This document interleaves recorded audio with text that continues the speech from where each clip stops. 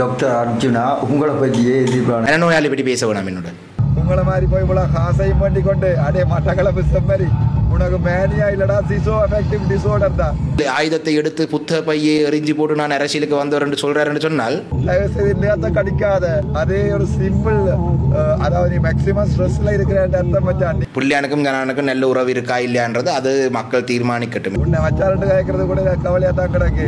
தயவு செய்து தலைக்கு ஒரு விக்க போடுறா இண்டையில் இருந்தால் திருந்தி வாழ். அதிலே 400 மில்லியன் தான் தரப்பட்டது. அதுக்குரிய காரணம் வணக்கம் மிக நீண்ட நாளைக்கு பிறகு மற்றூடக இதன் ஊடாக சமகால அரசியல் தொடர்பாக ஒரு சில கருத்துக்களை சொல்கிறதுக்கான சந்தர்ப்பமாக இதை பயன்படுத்திக் கொள்ளாமல் நினைத்திருக்கிறேன். அனைவருக்கும் தெரியும் தற்பொழுது நாட்டிலே ஒரு ஜனாதிபதி தேர்தலுக்கான சூடு பிடித்து கொண்டிருக்கு. இன்னும் சரியாக சூடு பிடிக்கல, இப்பான் சூடு பிடிக்க ஆரம்பித்திருக்கு. அந்த வகையில் எங்களுடைய மாவட்டம் சார்ந்த சில கருத்துக்களையும் இந்த இடத்துல முன்வைக்கலாம்னு நினைக்கிறேன். குறிப்பாக இந்த ஜனாதிபதி தேர்தலை பொறுத்தளவிலே பிரதானமான 3 வேட்பாளர்கள் இருக்கிறார்கள். ரணில் விக்ரமசிங்க, சஜித் பிரேமதாஸ், அன்றகுமார் திசாநாயக் என்று. அத்தோடு நாமல் ராஜபக்சரும் போட்டி போடுறார். அந்த வகையிலே இம்முறை அனைவருக்கும் தெரிந்த விடயம் தெற்கிலே இருக்கும் வாக்குகள் சிதறி சின்ன பின்னமாக போகக்கூடிய ஒரு சூழல். அந்த வகையிலே தமிழ் மக்களுடைய வாக்குகளுக்கு ஒரு கூடிய பெறுமதி இம்முறை உருவாகியிருக்கு. அதிலேயும் கிழக்கு மாகாணத்தை பொறுத்தவரையிலே கிழக்கு மாகாணத்திலே மட்டக்களப்பு மாவட்டத்திலே தான் அதிகூடிய அளவு தமிழ் மக்களுடைய வாக்கள் இருக்கின்றது. ஏனைய 2 மாவட்டங்களை எடுத்தால் மூவின மக்களும் வாழும் மாவட்டங்கள். மட்டக்களப்பு மாவட்டத்தை தான் அதிக அளவான இந்த தமிழ் மக்களுடைய வாக்கள் இருக்குது. அப்போ கிழக்கு மாகாணத்தை பொறுத்தளவிலே தமிழ் மக்கள், மட்டக்களப்பு மாவட்டத்தை சேர்ந்த தமிழ் மக்கள் மிக பிரதானமாக இந்த தேர்தலிலே கவனமாக சிந்தித்து நாங்கள் வாக்களிக்கணும். அந்த வகையிலே இலங்கை தமிழரசு கட்சி ஆகிய நாங்கள் நேற்று முன்தினம் மட்டக்களப்பு மாவட்டத்தினுடைய மாவட்ட பிரதேச தொகுதி கிளை மற்றும் மகளிர் அணி, வாலிபர் அணி இந்த உறுப்பினர்களை அழைத்து நாங்கள் அவங்களுடைய கருத்துக்களை நாங்கள் உள்வாங்கியிருந்தோம். அந்த வகையிலே வருகை தந்தவருடைய பெருமளவானவருடைய கருத்துகள் நாங்கள் ஆராய வேணும். தேர்தல் ஆரம்பித்திருக்கு, தேர்தல் விஞ்ஞாபனங்கள் வெளியிடப்படவில்லை. அந்த வகையிலே அதை நாங்கள் ஆராய்ந்து கட்சியிலே நாங்கள் இந்த தீர்மானங்கள் எடுக்க வேணும். அத்தோடு மாவட்டத்திலே இருக்கிற மாவட்ட கிளையினுடைய முடிவுகளையும் நாங்கள் மத்திய செயற்குழுக்களை அதை அந்த செய்தியை கொண்டு செல்ல வேணும் என்ற அடிப்படையிலே நேற்றைய தினம் வவுனியாவிலே நடந்த மத்திய செயற்குழுவிலே அந்த எங்களுடைய மாவட்டத்தை சொன்ன விடயங்களை பிரதானமாக சொல்லியிருக்கிறேன். அதிலே பொது வேட்பாளர், தமிழ் வேட்பாளர் என்று அழைக்கப்படுறவர், அவரை அந்த பொது வேட்பாளர் என்ற விடயத்தை நாங்கள் இதுக்கு மேலே பேசி அவசியம் இல்லை என்ற அளவுக்கு மட்டக்களப்பிலே நான் எங்களுடைய மாவட்டக்கிளை உறுப்பினர்களே அந்த கூட்டத்திலே கிட்டத்தட்ட 33 பேருக்கு அளவாக மாவட்டங்கள் உறுப்பினர் கலந்து கொண்டவங்கள். அந்த உறுப்பினர்களுடைய பெருமளவானவருடைய கருத்து இந்த பொது வேட்பாளர்ன்றது பெரும்பான்மையானவர்களில் ஒருவரை தவிர ஏனைய அனைவரும் இந்த பொது வேட்பாளர் என்ற விடயம் இந்த மாவட்டத்துக்கும் இந்த மாகாணத்துக்கும் வடக்கு கிழக்கில் தமிழ் மக்களுக்கும் தேவையில்லாத ஒரு விடயம் என்றதை சொல்லப்பட்டது. அதை நாங்கள் மத்திய செயற்குழுவிலே நேற்று சொல்லியிருந்தோம். அதுக்கு அமைவாக மத்திய செயற்குழுவிலேயும் தீர்மானங்கள் நேற்று அறிவிக்கப்பட்டது. கட்சி இதுவரைக்கும் ஒரு தீர்மானம் எடுக்காத நிலையிலே கட்சியிலே இருக்கிற உறுப்பினர்கள் எந்த ஒரு வேட்பாளர், அது ரணில் விக்ரமசிங்கவாக இருக்கலாம், நாமலாக இருக்கலாம், சஜித்தாக இருக்கலாம், அன்றகுமாராக இருக்கலாம், ஏன் அரியநேந்திரனாக கூட இருக்கலாம், எந்த ஒரு வேட்பாளருக்கும் ஆதரவாக அந்த கூட்டங்களிலே கலந்து கொள்வது தவித்து கொள்வது நல்லது. ஏனென்றால் நாங்கள் எந்த வேட்பாளருக்கு ஆதரவு என்று நாங்கள் கட்சி தீர்மானம் எடுக்க முதல் கட்சி உறுப்பினர்கள் மட்டக்களப்பு மாவட்டத்தில் விசேடமாக நான் நினைக்கிறேன் மட்டக்களப்பு மாவட்டத்தை சேர்ந்த ஒருவர் எங்களுடைய மாவட்டங்களினுடைய உபசெயலாளராக தான் அவர் இப்போயும் இருக்கிறாரா இல்லையான சொல்ல தெரியாது என்றால் அவருக்கு விளக்கம் கோரப்பட்டிருக்கு. அவர் ஒரு வேட்பாளர் இருக்கிறபடினால சில நேரம் கட்சி அங்கத்தவர்களுக்கு ஒரு சில குழப்பங்கள் வரலாம். மாவட்டங்களை, பிரதேசங்களை, தொகுதிகளை மக்களுக்கு தெரிஞ்சாலும் கட்சி அங்கத்தவர்களுக்கு சில குழப்ப நிலைகள் வரலாம். இவர் கட்சியை சேர்ந்தவர் இந்த நிலப்பாட்டில் இருக்கும்படினால் கட்சி இதுக்கு ஆதரவு, கட்சி இந்த பொது வேட்பாளர் விடயத்துக்கு ஆதரவுன்றதை இதுவரைக்கும் தெரிவிக்கவில்லை. அதிலே கட்சியிலே இருக்கிற அங்கத்தவர் மிக தெளிவாக அதை உணர வேண்டும். அவர் தன்னுடைய தனிப்பட்ட விருப்பத்திலே சில கட்சியுடன் இணைந்து இந்த வேட்பாளரை களமிறங்கியிருக்கிறாரே தவிர இது கட்சியினுடைய ஆதரவுடன், கட்சியினுடைய அனுசரணையுடன் இல்லாட்டி கட்சியினுடைய விருப்பத்துடன் போன ஒரு விடயம் அல்ல. அந்த வகையிலே நாங்கள் கட்சியாக ஒரு தீர்மானம் எடுக்கும் வரைக்கும் கட்சியை சேர்ந்தவர்கள் அன்றகுமார திசாநாயக்கோட மேடையிலையும் வரக்கூடாது, அவருடைய கூட்டங்களில் கலந்து கொள்ளக்கூடாது, சஜித் பிரேமதாசர் கூட்டத்தில் கலந்து கொள்ளக்கூடாது. அதே போல் இன்னொரு வேட்பாளராக களமிறங்கியிருக்கிற அரியநேந்திரன் அவருடைய அந்த கூட்டங்களையும் கலந்து கொள்வது கட்சியினுடைய தீர்மானத்துக்கு மாறான விடயமாக இருக்கும். கட்சி எதிர்காலத்தில் தீர்மானம் எடுத்தால் அதுக்கு பிறகு அதை யார் ஆயலாம்ன்றது இந்த இடத்தை சொல்ல வேணும். அத்தோடு நேற்றைய தினம் மாலையிலே நான் பார்த்திருந்தேன், இந்த பொது கட்டமைப்பு என்று சொல்லி இந்த பொது வேட்பாளர் என்ற விடயத்தை தான் முதலாவது சொன்னதாகவும், அது குருக்கள் மடத்திலே ஒரு புத்தக வெளியிலே சொன்னதாகவும், அந்த விடயத்தை நாங்கள் கையில் எடுத்திருக்கிறோம் என்று சொல்லி மட்டக்களப்பு மாவட்டத்தினுடைய என்னுடைய சக பாராளுமன்ற உறுப்பினர் ஜனானன் அவர்கள் நேற்றைய தினம் மின்னல் நிகழ்ச்சியிலே சொல்லியிருந்தார். அவர் அதோடு சேர்த்து சொல்கிறார், நாங்கள் இந்த பொது வேட்பாளர் விஷயத்தை ஆதரவு வழங்கினால் அன்றகுமார திசாநாயக் அவர்கள் 50,000 வாக்காளர் வெற்றி பெறுவாராக இருந்தால் அதை பற்றியும் நாங்கள் யோசிக்க வேண்டும். ஏனென்றால் நாங்கள் தமிழ் மக்களோட வாக்கை பிரித்து அன்றகுமார திசாநாயக் தலைவராக்கி விட்டுட்டோம், அதுக்கு நாங்கள் மக்களுக்கு பதில் சொல்ல வேண்டியவர்களாக இருப்போம் என்றதையும் சொல்கிறேன். இதை தானே நாங்களும் ஆரம்பத்தில் சொல்கிறோம், இந்த முட்டாள்தனமான வேலையை செய்ய வேணாம் என்று. மட்டக்களப்பு மாவட்டத்திலையும் சரி வடக்கு கிழக்கு இருக்கிற தமிழருடைய வாக்கை நான் ஆரம்பத்திலிருந்து சொல்கிறேன், இன்னொரு வேட்பாளரை வெல்ல வைக்கிறதுக்காக இந்த வாக்குகளை தடுக்கிற ஒரு விடயமாக இந்த விடயம் ஆரம்பிக்கப்பட்டது. நான் நினைக்கிறேன் அது ரணில் விக்ரமசிங்கவாக இருக்குமா என்று தெரியாது. ஏனென்றால் ரணில் விக்ரமசிங்க அவர்கள் எதிர்பார்க்கவில்லை நாமல் ராஜபக்ஷ அவர்கள் உட்பட்ட இந்த மொட்டு ஒரு வேட்பாளரை களமிறக்குவார்கள் என்று. ரணில் விக்ரமசிங்கனுடைய மனதிலே இருந்தது ஜனாதிபதி தேர்தல் வந்தால் மொட்டு தனக்கு ஆதரவு வழங்கும் என்று. அவ்வாறான நேரத்திலே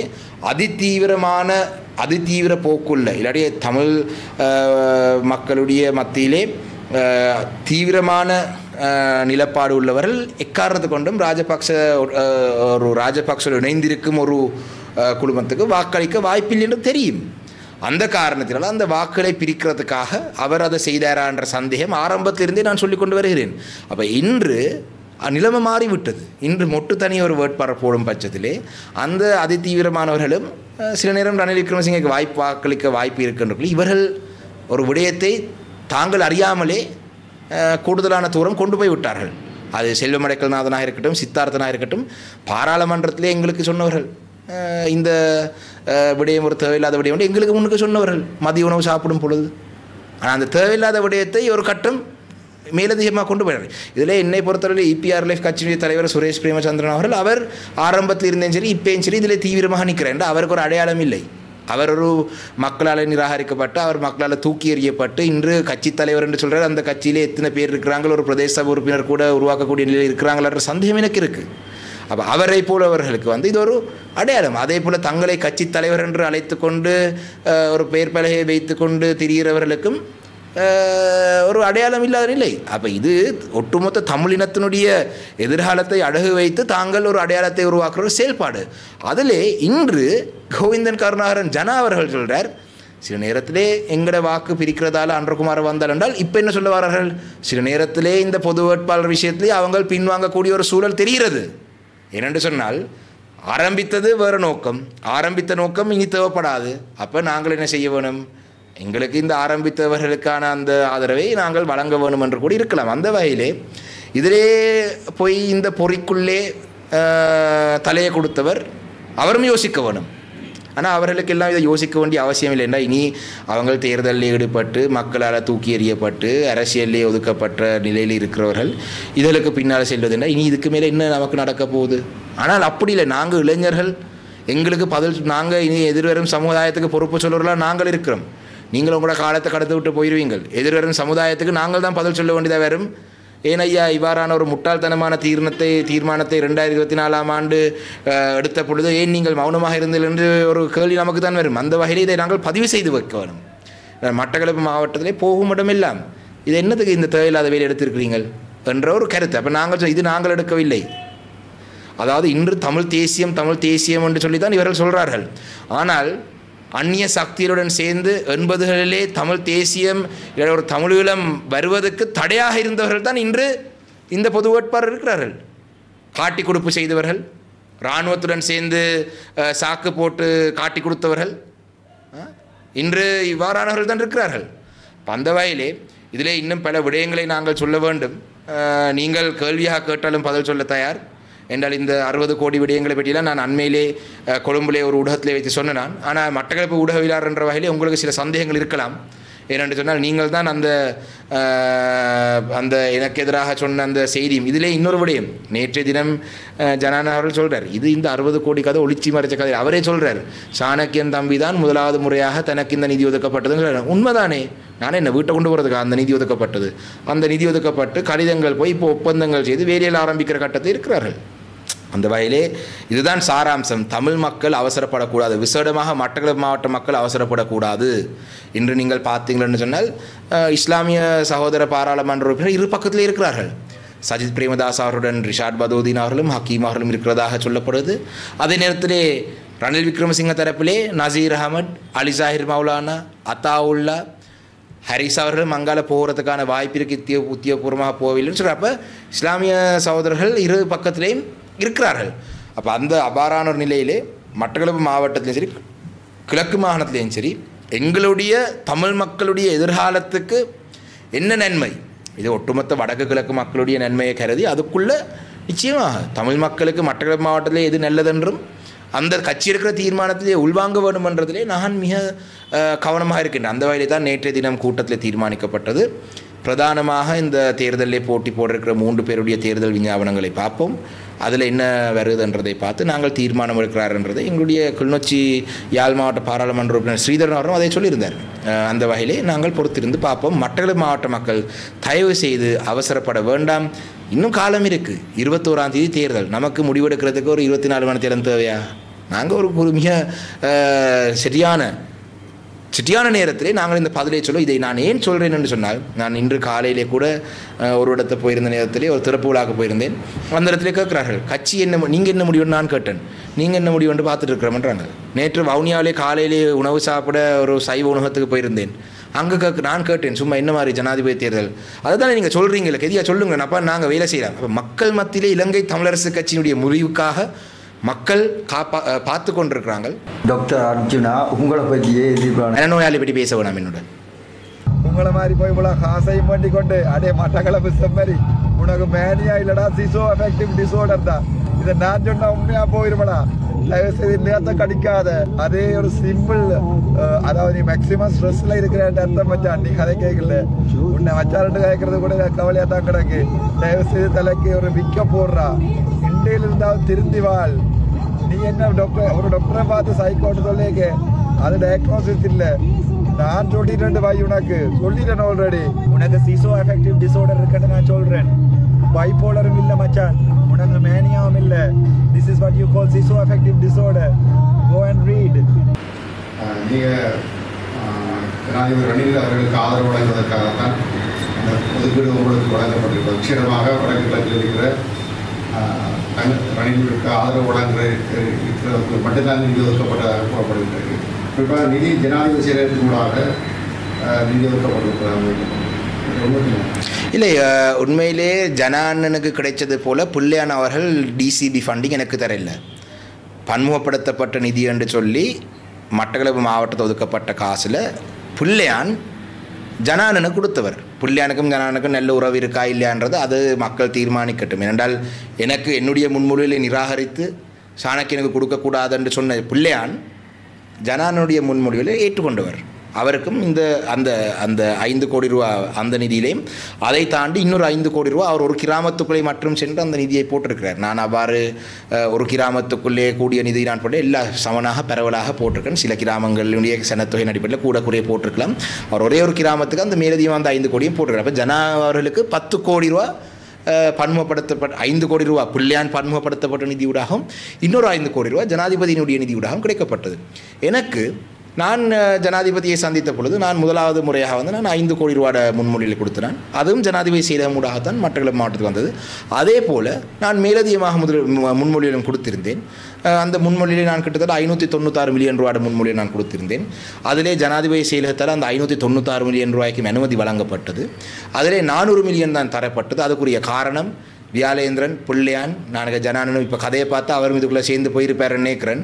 அங்கே போய் ஜனாதிபதி செயலகத்துக்குள்ளே சத்தியகிரக செய்து வரலாம். சாணக்கியனுக்கு இந்த மிச்ச காசை கொடுக்காதீங்கண்டு. என்ன கேவலமான வேலைகள். நான் என்ன 596 மில்லியன் வந்தால் 196 மில்லியன் ஹம்பாந்தோட்டைக்காக கொண்டு போகிறேன். மட்டக்களப்பு மாவட்டத்துடைய அபிவிருத்தி நான் தேடி கிராமப்புறங்கள் இருக்கிற பாடசாலைகளுக்கு போட்ட காசு. இந்த நேற்றைய தினம் கூட என்ன வந்து சிப்பிமடு வவுனதீவு டிஸ்ட்ரிக்ட் சிப்பிமடு ஒரு மிக பின்தங்கிய ஒரு பிரதேசம். சிப்பிமடு பாடசாலைக்கு போட்ட அந்த காசு வெட்டப்பட்டிருக்கு. அந்த நாங்கள் வந்த முன்மொழிகள் வந்ததினுடைய அடிப்படையிலே அந்த முன்மொழியை கொடுத்திருந்தோம். அப்போ தூர பிரதேசங்களிலிருந்து முன்மொழி பிந்தி தான் வந்தது. ஏன் வாகரையில் இருக்கிற எல்லா பாடசாலைகளுக்கும் 5 லட்சம் ரூபா 3 லட்சம் ரூபா ஒதுக்கப்பட்டது. வவுனதீவு டிவிஷன் இருக்கிற எல்லா கிராமவரி சங்கம் எல்லா மகளிர் அமைப்புகளுக்கும் 3 லட்சம் ரூபா போடப்பட்டது. கதிரை வாங்குறதுக்காக இருக்கலாம், இல்லாட்டி அவங்களுக்கு தேவையில்லை பூர்த்தி செய்யறதுக்கு. இந்த காசை தானே அரசியல் காழ்ப்புணர்ச்சியின் காரணமாக கேவலம் கட்டவர்கள் போய் வெட்டி போட்டு, அதையும் தவிர சாணக்கியனுக்கு ஜனாதிபதி 60 கோடி கொடுத்துருக்கிறார் என்று மொட்டையாக சொன்னால் ஜனங்கள் நினைக்கும் சாணக்கியனுக்கு ஏதோ 60 கோடி ரூபா நான் ஏதோ இந்த பக்கத்துக்குள்ளே போட்டேன். ஆனால் தெளிவான மட்டக்களப்பு மாவட்டத்தில் இருக்கிற மக்கள் இவர்களைப் போல மடையர்கள் அல்ல. மட்டக்களப்பில் இருக்கிற மக்கள் இவர்களை விட அறிவாளிகள். அவர்களுக்கு தெரியும் இந்த 60 கோடி ரூபா அதில் 40 கோடி ரூபா பிரதேச செயலகங்களூடாக மாவட்ட செயலகமூடாக தற்பொழுது அந்த கிராம மட்டங்களுக்கு அந்த ஒப்பந்தங்கள் செய்து வந்து கொண்டிருக்கு. இதிலே ஜனாதிபதி அவர்களுக்கு நான் ஆதரவு வழங்குறதால் இந்த காசு வழங்கப்பட்டதா என்று நீங்கள் நேரடியாக கேட்ட கேள்விக்கு ஜனாதிபதி அவருக்கு எந்த ஒரு வாக்குறுதியும் வழங்கவில்லை. நான் பகிரங்கமாக சொல்லலாம், எனக்கு போய் சொல்ல வேண்டிய அவசியம் இல்லை, பயமும் இல்லை. ஜனாதிபதி அவருக்கு நான் சொல்லியிருக்கிறேன், நீங்கள் தமிழரசு கட்சியினுடைய ஆதரவை எடுக்கக்கூடிய வகையான உங்களுடைய நகர்களை நீங்கள் செய்யுங்கள். அதாவது தமிழரசு கட்சி என்ன சொல்லுது, தேசிய இனப்பிரச்சனைக்கான ஒரு தீர்வு, சமஷ்டி அடிப்படையிலான ஒரு தீர்வை பற்றி பேச வேணும், வடக்கு கிழக்கு இணைந்த ஒரு தீர்வை பற்றி பேச வேணும், எங்களுடைய நிரந்தரமான அரசியல் தீர்வை பற்றி பேச வேணும். அந்த பேச்சுவார்த்தையிலே எங்களுடைய கட்சி ஜனாதிபதியினுடைய பேச்சுவார்த்தை செய்கிறதுக்கு தயாராக இருக்குது. கட்சியினுடைய தீர்மானத்துக்கு மாறாக நான் எந்த காலத்திலையும் எவரே கட்சி என்ன தீர்மானம் போடுதோ அதானே நாங்கள் தீர்மானம் எடுக்கலாம். நாங்கள் எப்படி கட்சியினுடைய தீர்ப்பை டெலோ கட்சியில் அந்த பிரச்சனை இருக்குது.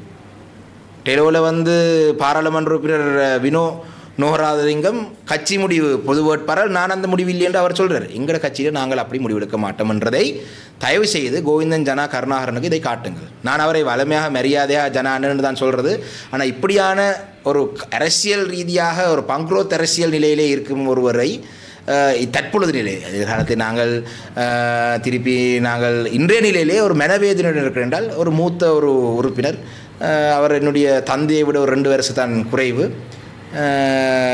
தம்பி சாணக்கியன் என்று சொல்கிறார். ஆனால் ஊடகங்களுக்கு முன்பாக என்னை பற்றி பிழையான ஒரு வகையாக இதை காட்டுவது ஒரு கவலையான ஒரு விடயம். அந்த வகையிலே மிக கீழ்த்தனமான வேலையில் ஈடுபட வேண்டாம் என்றதை தான் சொல்கிறேன். அத்தோடு இன்னொரு விடயத்தை பற்றி நான் சொல்ல வேண்டும். என்ற மக்கள் தெரிந்திருக்கணும், ரணில் சஜித் பிரேமதாஸ் அவருடைய தந்தை ரணசிங்க பிரேமதாஸ் அவர்களுக்கு நம்பிக்கையில்லா பிரேரணை பாராளுமன்றத்தில் வந்த பொழுது அந்த நம்பிக்கையில்லா பிரேரணை அதுக்கு என்ன சொல்கிறேன்னு தெரியாது, அவருக்கு எதிராக ஒரு பிரேரணை கொண்டு வரப்பட்டது, அவர் பொருத்தம் இல்லாதவர் என்று.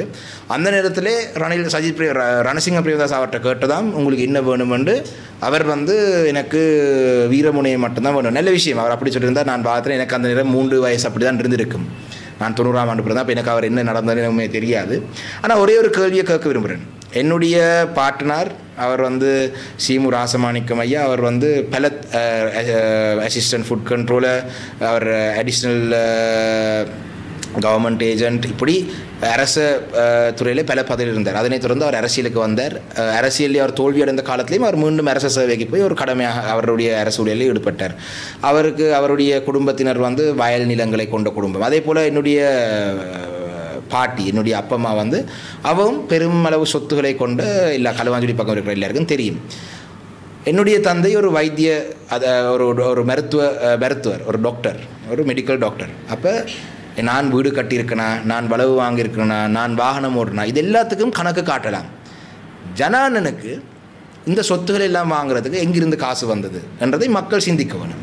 ஏனென்றால் களுவாஞ்சுடி செட்டிப்பாளையத்தை தெரிந்தவருக்கு தெரியும், அவங்களுடைய குடும்ப பின்னணி தெரியும். அப்போ அவருக்கு இன்று மட்டக்களப்பில் இவ்வளோ ஆடம்பரமான வீடு கட்டுறதுக்கு அவருடைய குடும்பத்துக்கு அங்கே லண்டனுக்கு 94ஆம் ஆண்டிலே அவர் வந்து ஆயுதத்தை நான் தூக்கி விட்டு போட்டு ஆயுதத்தை எடுத்து புத்தக பையை எறிஞ்சி போட்டு நான் அரசியலுக்கு வந்தவர் என்று சொல்கிறாருன்னு சொன்னால் அவர் தொடர்ந்து போராட்டத்திலோ இருந்திருக்கணும். 89ஆம் ஆண்டுக்கு பிறகு அவங்க 89ஆம் ஆண்டு காலப்பகுதியை செய்தெல்லாம் எல்லாரும் தெரியும் தானே, செய்து போட்டு லண்டனில் தப்பி போனவர் அவர். அப்போ இந்த சொத்துக்கள் எல்லாம் வாங்குறதுக்கு எங்கிருந்து காசு வந்ததுன்றதை மக்கள் கேட்க வேணும். லண்டனில் இருக்கிறாக்கள் எங்களுக்கும் தெரியும், லண்டனில் 89ஆம் ஆண்டு போனாக்களுக்கு தெரியும். இந்தளவு சொத்துகள் சேகரிக்கலாமா லண்டனில் உழைத்தண்டு எல்லாருக்கும் ஒரு சந்தேகம், கேள்வி இருக்குது. இதை மக்கள் கேட்க வேணும். ஏனென்றால் ஏதோ நான் 60 கோடி எடுத்தது போல சொல்லி இதெல்லாம் நாங்கள் கயக்கக்கூடாதுன்றது நாங்கள் 60 கோடி நான் எடுத்தேன்னு சொல்லி பொய்யான செய்திகளை சொன்னால் நாங்களும் மக்களுக்கு தெளிவான விளக்கங்கள் கொடுக்க வேணும். இங்கே இந்த காணி வாங்குறது எங்கிறது காசு வந்தது? இதெல்லாம் மக்கள் கேட்க வேணும். அவரோட குடும்ப பின்னணியை பார்த்தா எல்லாருக்கும் தெரியும். அப்படி நான் இன்றைக்கு என்ற களுவாஞ்சுடி இருக்கிற வீடு கிட்டத்தட்ட 100 வருடங்களுக்கு மேலாக ராசமாணிக்கம் ஐயாவுடைய மனைவியுடைய குடும்பத்தினர் இருந்த வீட்டிலே தான் வளவிலே தான் நான் வீடு கட்டியிருக்கிறேன். கடற்கரையிலே ஒரு வளவு இருக்கட்டும், அது ராசமாணிக்கம் ஐயாவுடைய வளவு. கண்டியிலே எனக்கு ஒரு வீடு இருக்குன்னு சொன்னால் அதனுடைய அப்பாவுடைய சொந்த உழைப்பிலே வாங்கின வீடு. கொழும்புலே எனக்கு ஒரு வீடு இருக்குன்னு சொன்னால் எல்லாருக்கும் தெரியும். களுவாஞ்சுடியிலே அந்த விக்ஸ் மரம் இருக்கிற அந்த காணியை விற்று எங்கட அப்பமா 98ஆம் ஆண்டு வாங்கின வீடுலாம் கொழும்புல இருக்குது. நான் காட்டுறேன். சரி, நீங்கள் எங்கிருந்து காட்டுங்க பார்ப்போம். முடிந்தாலும் இதுக்கு பதில் சொல்லுங்கள். நன்றி.